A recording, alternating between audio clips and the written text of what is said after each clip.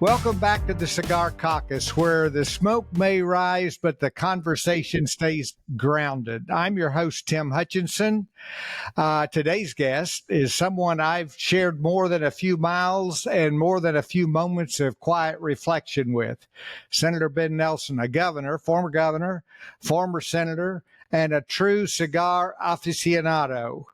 Ben Nelson of Nebraska is known for his steady hand, his centrist compass, and his deep belief in public service over partisanship. Ben and I traveled to Afghanistan together in the early days after the fall of the Taliban. It was a time when the world felt fragile and the stakes were high, but it was also a time when friendships were forged, not just over policy, but over proximity, purpose, and the kind of conversations that happen when the cameras are off and the dust is real. So that's the spirit of the Cigar Caucus, a space for candor, for memory, and for honoring the people behind the politics. And today I'm honored to sit down with a friend who's walked that road with me, both literally and figuratively. Ben, you and I traveled to Afghanistan together in those early days after the Taliban fell. Didn't just shape our views on foreign policy, it cemented a friendship. So I want to start, first of all, by thanking you for being here. And then I'd like your thoughts on trips like that, delegations that go over and what role they may yet play and what it played in our lives.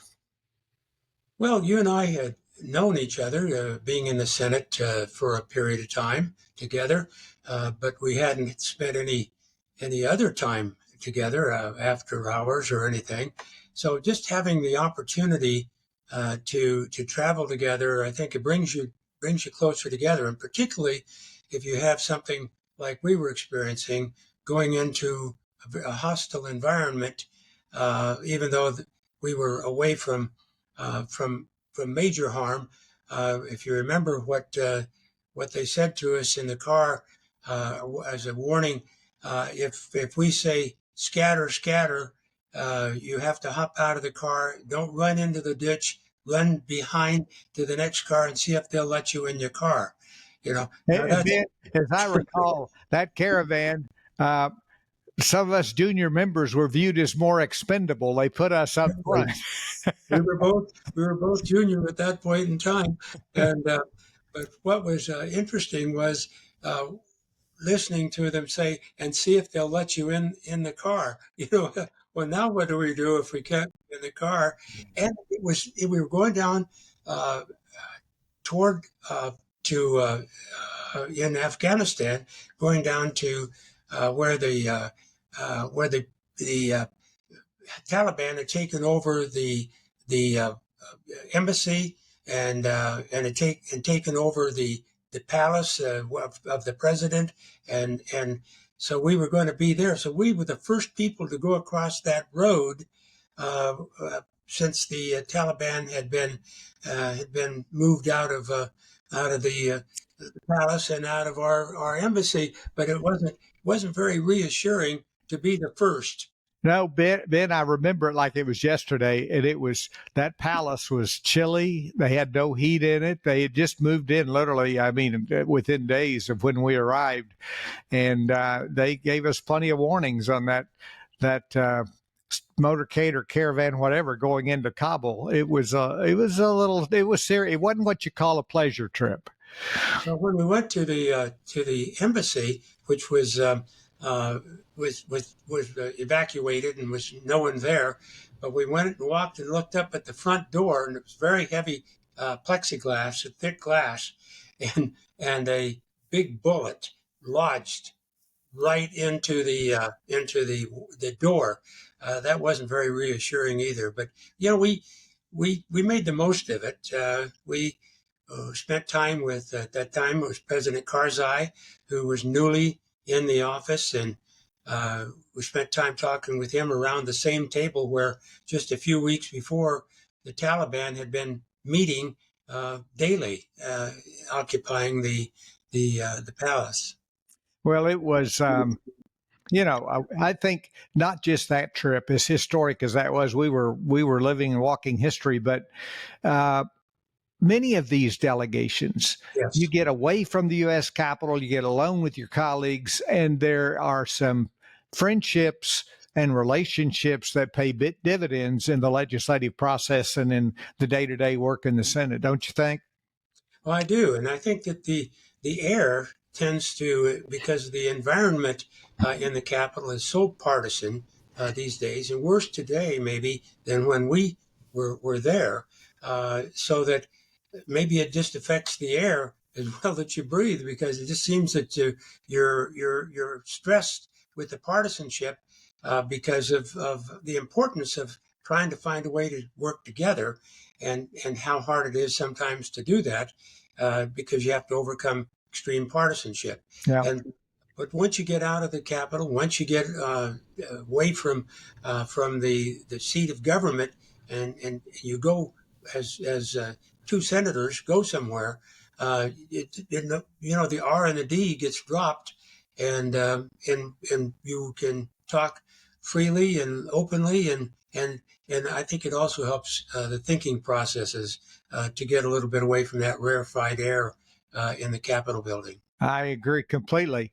So my podcast is more about not politics so much as it is the people behind the politics. So let's talk about your life and your journey. How did you get into politics? What was your first brush with politics?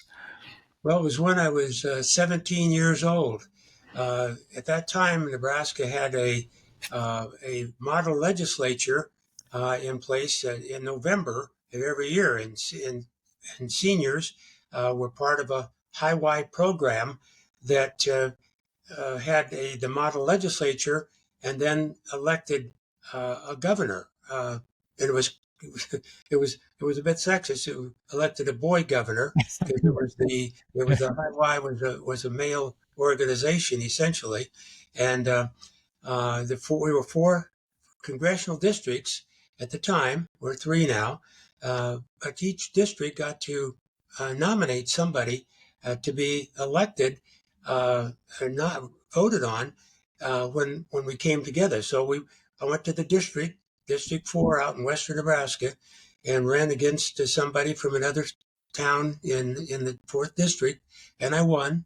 And then the other three districts nominated somebody for governor, and so when we got to Lincoln, the state capital, because it was going to be held, the model legislature was going to be held in the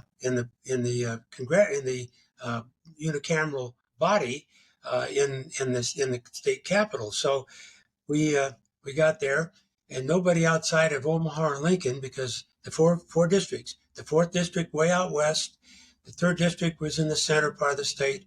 The first district was Lincoln. The second district was Omaha. Omaha and Lincoln together have more population than the rest of the Nebraska combined. So I was told, well, nobody outside of Omaha or Lincoln ever gets elected. And that had been the case for 12, 13, 14 years. But I said, well, okay, but I'm going to run hard. And I made my campaign speeches and shook hands with people and so forth. And lo and behold, I won. But I'm an old Eagle Scout, so I learned a bigger lesson than getting elected. I I I forgot to be prepared to win. I wanted to win. I forgot I didn't have an acceptance speech. So when I got up, I thought authenticity is almost always the best route. I got up and explained that to them. I explained, I ran to win. I wanted to win, but I was coached into thinking that I wouldn't win because no one outside of Omar Lincoln had ever won again. So you have given me the most significant lesson that I've now learned, that I think I've had since I became an Eagle Scout, to be prepared and always be prepared to win. So that's how, and I spent 3 days vetoing and signing mock legislation that they did. And I remember standing in the governor's office. The governor turned over the office to me, and I sat behind the desk, and I said, "This is this is something I plan to do.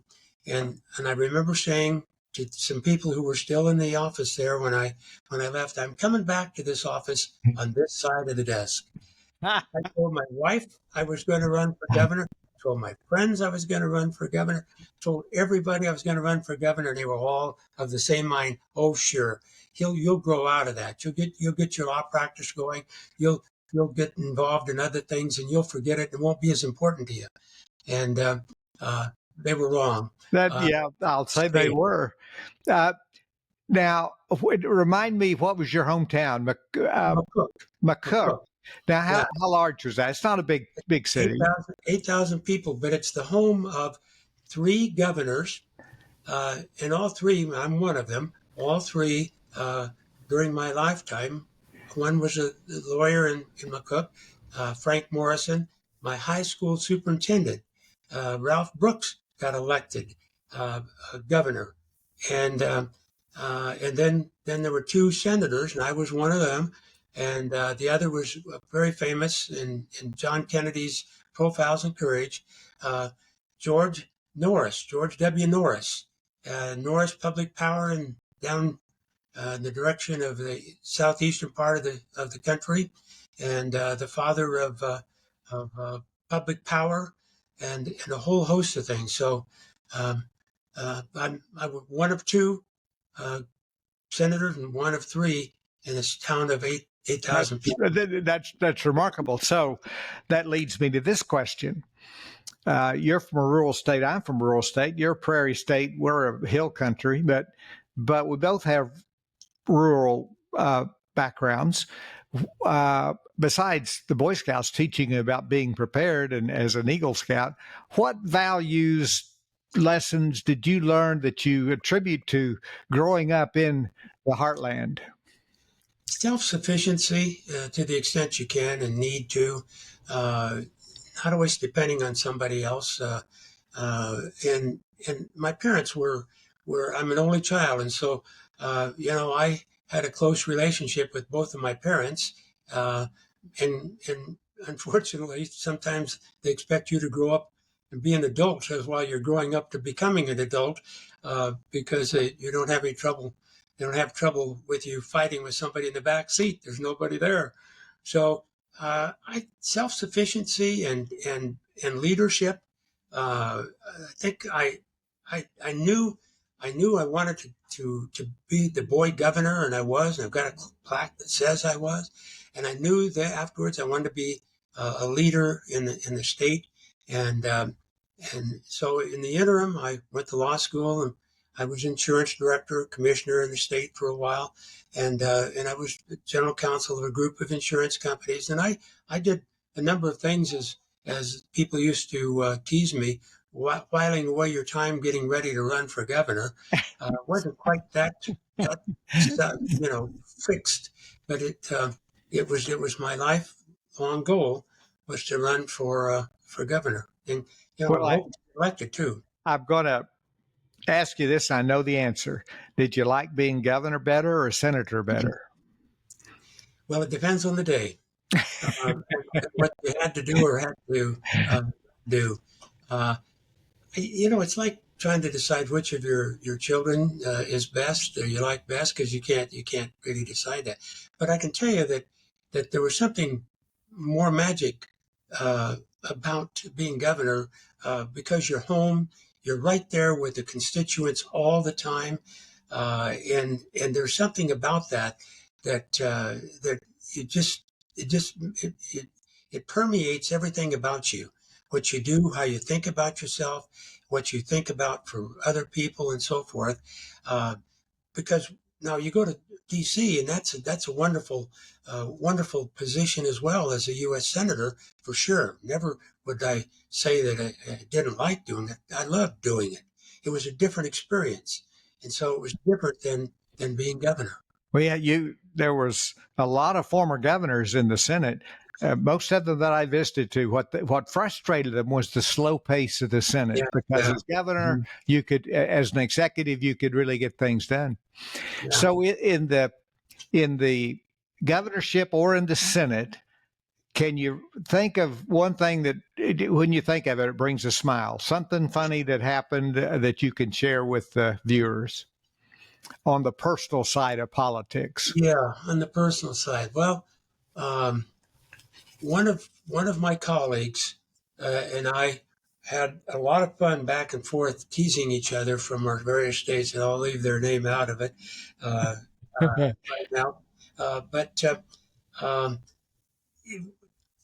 we had a lot of fun teasing, and so I got this idea, and their office was just 2 doors down from mine in the Hart Building.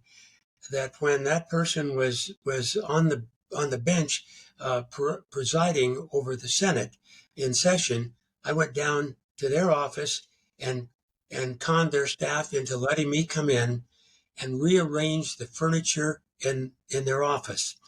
I moved in the front office. The front office, I put up a big red Nebraska banner with a big red banner with a white N on it, and then I put the front desk and from the west end of the office to the east end of the office and moved everything around. And then every one of the photographs and sign autograph like that, I put a picture of me. It was actually a photocopy of me and some animal that I'd shot on a safari or somewhere like that, just to see what the action was. And so, sure enough, that person came up from downstairs and walked into the office and said right out of the words, "He's been here, hasn't he?" See, they knew exactly who had done there and had done what to the office. But we went back and forth. It seems like kid stuff, but it was it was not impossible to have fun, and if you had good relationships with people, you could do that, and that sometimes is missing these days For because it's sure. it's worse than just too serious. It's just too unfriendly toward camaraderie. It's almost downright angry Yeah, sometimes. it is angry. It's well, that's a great story. And you're sure you're not going to tell us who the No, I'm not going to tell. Well, uh, no, 'cause then they'll tell what they did to me. so let's talk about bipartisanship for just a minute, because it still exists. There was people stood by their convictions, but there was a respect and a civility, I think, when we were in, that is lacking increasingly. Was there, when you were serving, was there any Republican? Can you think of any moments of bipartisanship that stick out, that where you worked with somebody on the other side of the aisle to get something accomplished? Yeah. Well, I worked with Trent Lott and John McCain to defeat the nuclear option, which was getting rid of the filibuster on That judicial issue is still nominations. around. It's still around, and I still would like to defeat the effort to take away the filibuster. I mean, it's just it's the one thing that distinguishes the Senate from the House of Representatives, and that means that the House of Representatives is, I'm not looking down at it, but it functions differently. It's the majority vote, and whereas in the Senate, it's got to be a larger than majority vote uh, in those cases where the filibuster is available. It has to be a supermajority vote. And that keeps from having legislation run away when one side's more in control than the other. The difficulty, to be fair about it, is that if one side decides to use the filibuster to stop everything, then you have a problem, and we're having a problem like that. And I think the people across our country are hearing that each side is wrong or is bad. It's one side's fault, or it's the other side's fault. The truth of the matter is, it's never quite that simple to determine which one is at fault, because at that point in time, the people say, well, they're both at fault. And Yeah, there's something to be said for that. yeah. But I was able to, on judicial nominations, it was during George W. Bush's presidency, uh, and to work with some people across the aisle Trent Lott and John McCain and a whole host of others there. We had to have, in order to avoid having the filibuster apply to everyone, every nomination, so that the Bush people couldn't get anybody uh, elected or voted in, as judges, federal judges. It would just stopped. It wasn't just the Supreme Court or the Court of Appeals. It was all stopping all judges. And I said that was wrong. I didn't think that ought to be the case. And Trent agreed, and so did John McCain. So we had to have 7 Dems and 7 Republicans, and then form we called them a gang A gang. of 14 to come together and agree I think to up or down votes. I think Mark Pryor was in that Pryor was gang. in there, yes. Now, Mark Pryor was in there. Hate to leave anybody out, but Mark was definitely there, and from the get-go. And so what we did is we looked at the list of judicial nominees that were not getting an up or down vote. They were just in limbo, and so we had an agreement, a memorandum of understanding, saying that except in the case of extraordinary circumstances, we would all vote as a group, an up or down vote on the nominees. And what it did is it brought the 14 very close together to where we could work together. You know, we had Robert Byrd. We had John Warner. We had a whole host of what I call the lions of the Senate, because they'd been there a while. They were respected. I knew we were on the right track and going down the right trail, because when you could get people of their stature and experience and time there to join with you, it wasn't just a bunch of upstarts deciding to do something. We weren't taking over the Senate. We were just finding a way to get leadership to make the system work. And so the question was about what. How would we know what was an extraordinary circumstance where we would split off and then vote no? And so John McCain, since I was co-chairing it with McCain says, "Okay, Ben," he said, "how do you know that?" And I said, "Well, what do you think it is?" He said, "You're going to tell me that it's like pornography?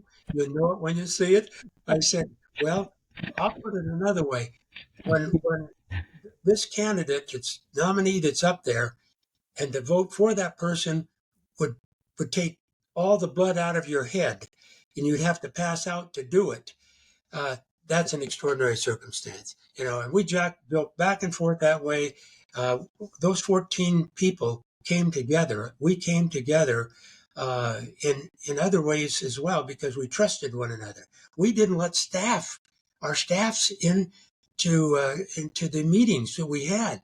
And we tried to have them away from the media as much as we could. They always tracked us down, but because we wanted to work this out, and we got it worked out. We defeated the nuclear option. That's a great story, and it's really applicable to the circumstances today. I mean, the whole idea in the filibuster was that the rights of the minority be protected, and it would help to force compromises that you didn't see in the House. Unfortunately, it doesn't seem like it right now. Everybody's so dug in. What if you could stand before the Senate today and give them advice on civility and bipartisanship? What advice could you give them? Well, I think the first mistake we make is one in the Senate is having separate Republican caucus luncheons and Democrat caucus luncheons separately, and don't have any time like that in an organized, orderly, and timely fashion.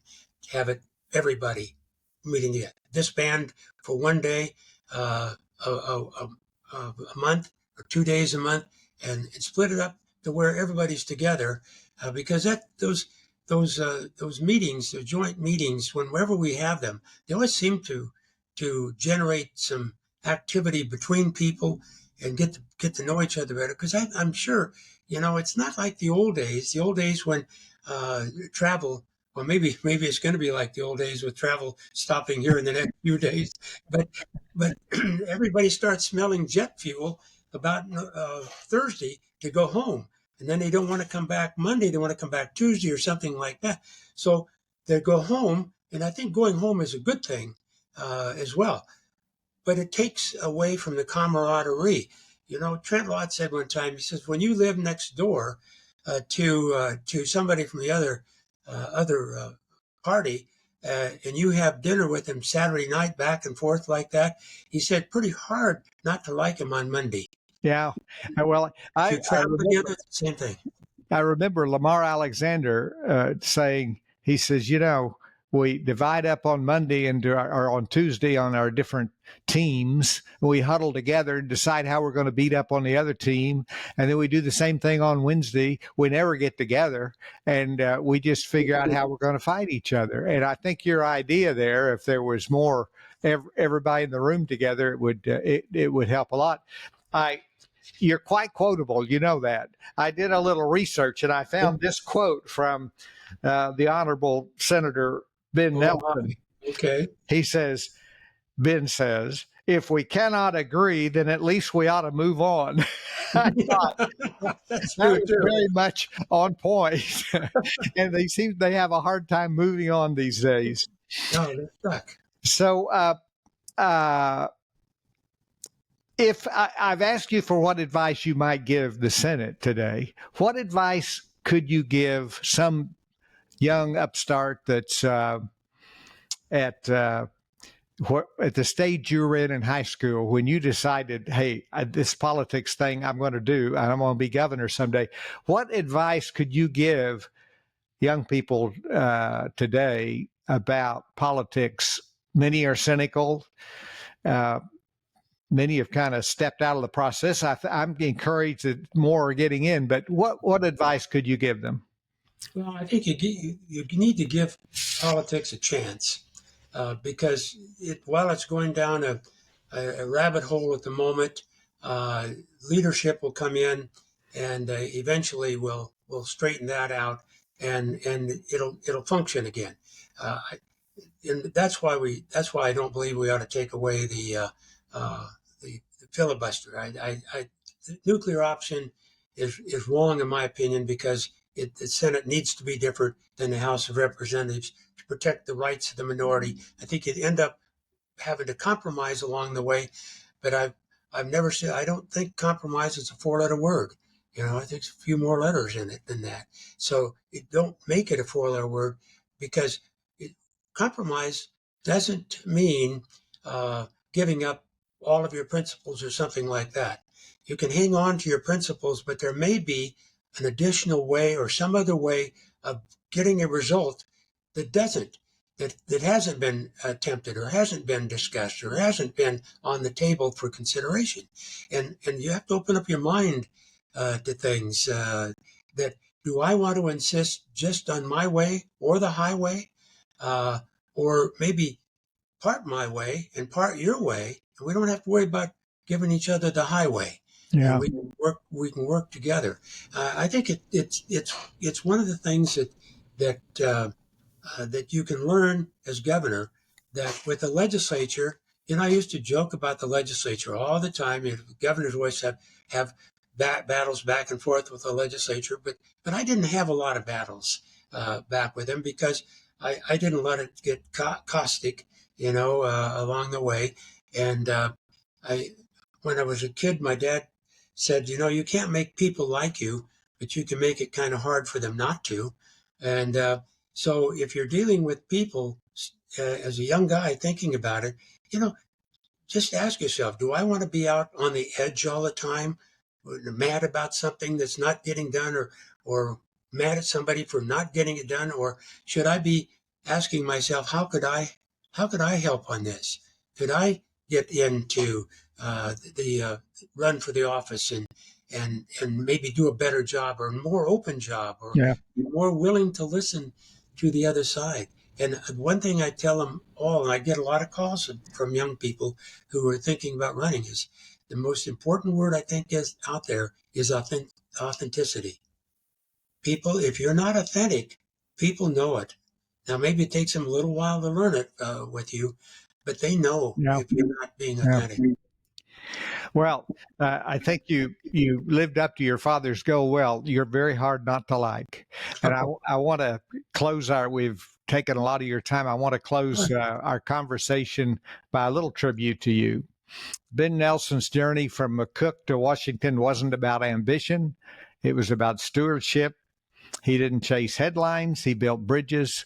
And in today's climate, his legacy offers a blueprint for how politics can serve people, not parties. His story is a reminder that the values forged in small towns can guide really big decisions, and that civility, like a good cigar, takes time, patience, and a touch of tradition. Ben, thank you so much for joining me today and for your wisdom. We are grateful. Well, thank you, Tim. It's been a pleasure to be on this with you, and I'm so glad we've had an opportunity to get reconnected here in this way and talk about the things that were important to us back then and still are today. Likewise, God bless you.